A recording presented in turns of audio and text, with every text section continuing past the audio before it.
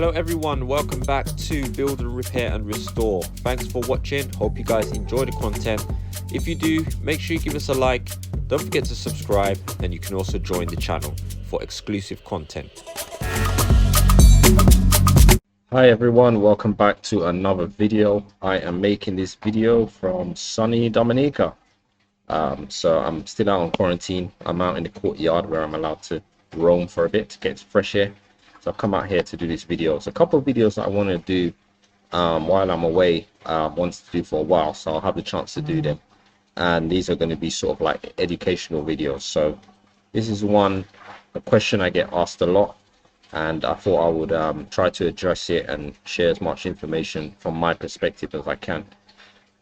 So for the references or for the purposes of this video, I'm going to use the term plasterboard probably more regularly because it's the term that I'm used to using, and plasterboard will refer to drywall in some countries as well as sheetrock in some other countries. So if you hear me mention plasterboard, that's generally what I'm speaking about. Okay, in the UK we use the term plasterboard. So I often get this question asked about the difference between plastering, which is what you see in a lot of my videos, which I'll do a lot of in my videos, which is a gypsum based plaster. It often tends to be sort of pinky brown color. If you look at my videos, there are other color plasters like gray. There are white ones as well. But generally, as a standard in the UK, most plasterers will use what we call multi-finish, which is the most common plaster that we use. And that's what you'll see in my videos. So that's mostly what I'll be referring to as well. So I often get the question, what's the difference between what you're doing, plastering, versus just filling the joints, which you'll see in many other countries, like in the States, they often use that. Australia is very common as well. We also do it in the UK as well in some instances, particularly in commercial installs where there's large areas to be plasterboarded, and it's often as well done for that commercial purposes. So I'm going to go through the differences, the pros and cons of both systems from my view. I'm sure there'll be more that can be added to that list, so if you can add some more to that, just put it down in the comment section and share what you know on these. So I'm going to start with plastering, which is what you will see on my videos, on what I tend to do. You'll get a superior finish for paint. Okay, the finish that you get when you plaster the entire plasterboard or what we call skim and the polish, you will get a very, very smooth, high quality finish, which allows your finish of paint to be very high quality as well. So that's one of the key pros of plastering, or what we call skimming. Another really important factor is that the plastering, the whole sheet of plasterboard, allows the wall to be a lot more resilient, so you get a lot stronger finish. So for instance, if you knock the wall, if you scrape it, if you hit it with a ding, so on, it's less likely to be damaged than if you just had plasterboard which has been filled in the joints. It's also arguably, and it may seem contradictory when I go through some of the other points later on, it's arguably a quicker system to do. And one of the main reasons is that if you have an area to, say, plaster or whatever, let's say we take one wall for instance, we can come in, let's say I had one single wall, I could come in and within 2 hours that wall would be complete, and the only thing we'll be left to do will be to wait for it to dry, for it to be painted. So in that respect, I think it's quicker system in some instances, because you can do it all in one day, and essentially one coat. Okay, what I mean by one coat is that you're using the same product twice, okay, rather than using one product and then using another product and waiting for it to dry for another day and then coming back over it again. There's no sanding involved, something like that. So and sanding, moving on to the next point, is sanding. When you skim a wall using the gypsum plaster method, there is no sanding required as long as you've done it properly. and done a good job, you shouldn't have to do any sanding. It should be literally ready for paint once it's dry. It is more costly labor wise. If you've seen the videos, you can see how much work's involved in plastering a room, and because of the level of skill required as well for plastering, it tends to command a higher cost or higher price because not everybody can do it. So labor wise, if you're paying someone to do it, you more likely pay more to get a room skimmed than if you were just getting it joint filled. It is also more physically demanding. I'm sure some of you noticed that on the videos that I've done. It is very physically demanding because you are literally covering the entire wall or the entire room, every inch of it, unlike joint filling where you're only filling in a certain area. So you've got to pass your trowel over a wall hundreds of times. You've got to apply the first coat, you've got to flatten it, you've got to apply the second coat, you've got to flatten it, you've got to polish it a couple of times. So there's a lot of movement, a lot of arm movement, a lot of polishing, up, down, left, right, all sorts of things. So that requires a lot more physically demanding work, which is partly why it's more expensive to do as a system. So another pro of doing plastering is that the materials are cheaper. So for instance, you can buy a bag of multi-finish, for instance, for somewhere about £7, and you can get a wall done with that. Whereas if you buy joint fill compounds, the bags are a lot smaller and a lot more expensive per kilogram. So if you had to joint fill a large area or a whole room, you might use quite a lot of it, whereas the plaster goes a long way and it's a lot cheaper product. So let's look at some of the cons.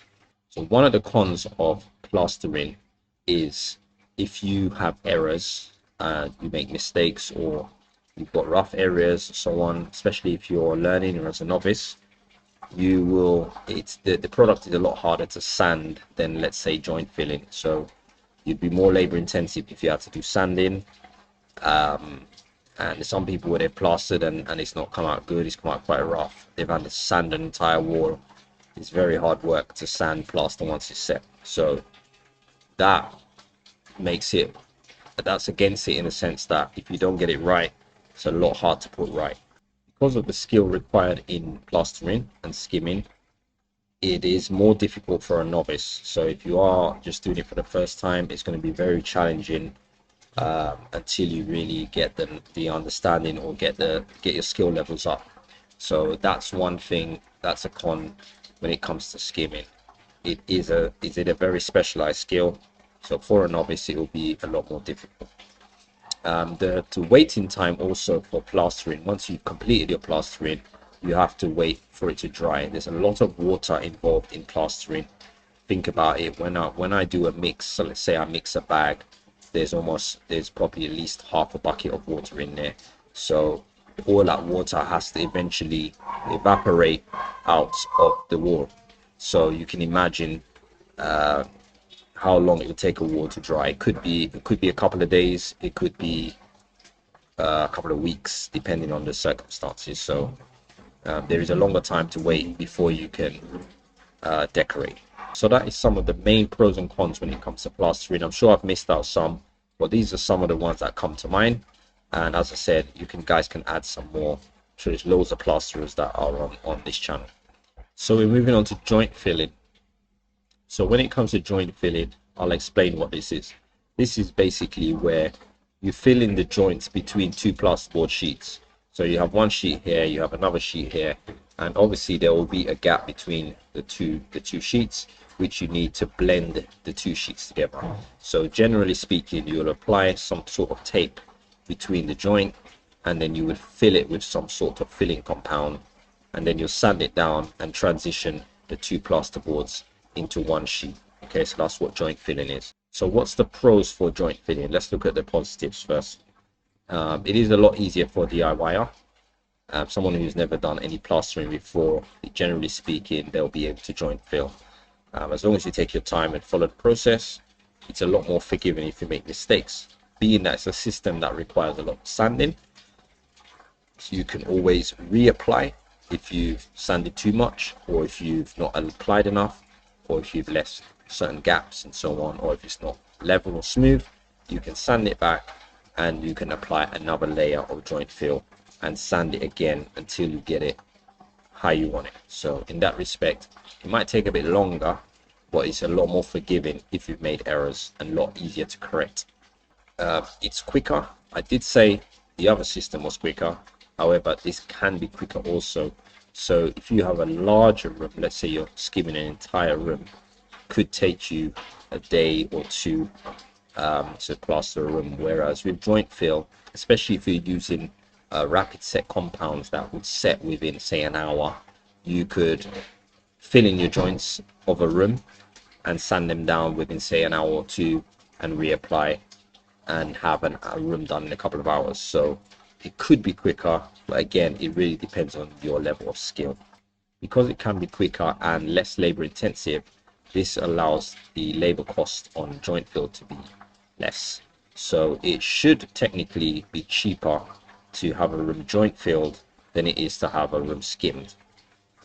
So it would be for us anyway, if we were to do joint filling versus skimming, it would be cheaper to do the joint fill.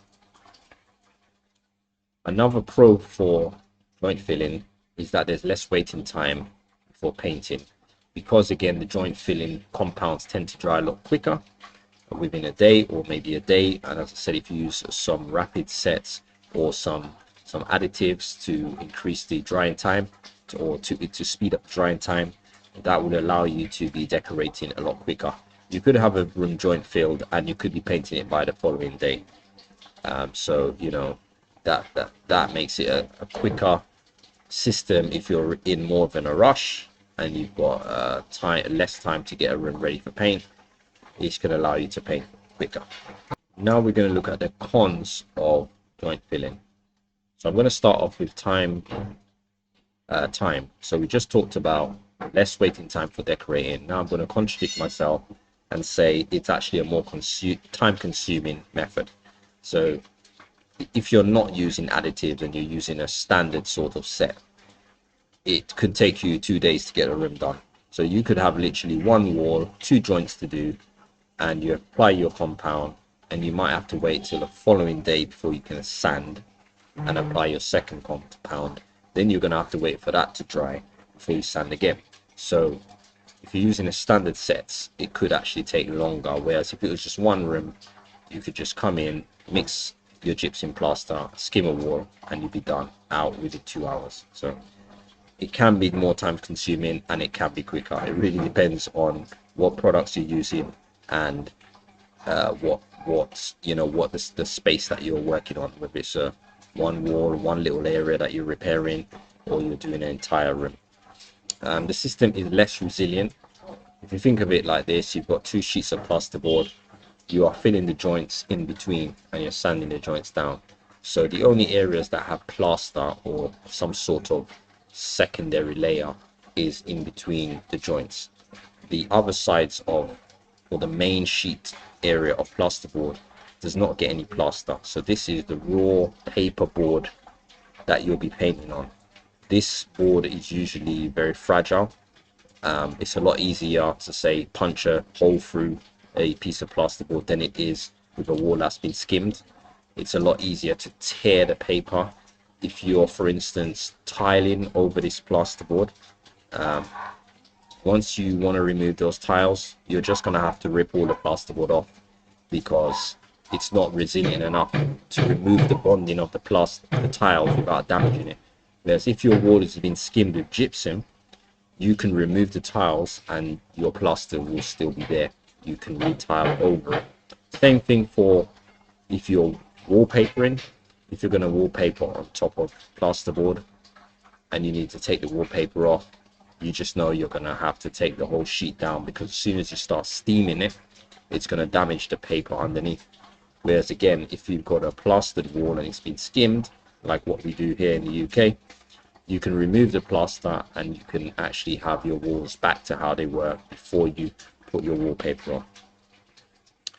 The products are also more expensive, which is against the joint filling. I did mention that before. A lot more expensive compared to gypsum plasters. Another Another con I would say, opposed to skimming, is the thermal property. It may not be a large factor, but it definitely is a factor.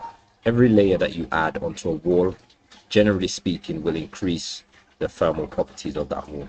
So giving that extra layer of skim over an entire wall will, when it's about 3 mm or so, will give you a slightly better thermal properties of that wall than if it was just plasterboard with the paper on it. So that's another kind of pro for the gypsum compared to joint filling. So these are just a couple of the pros and cons of the two systems.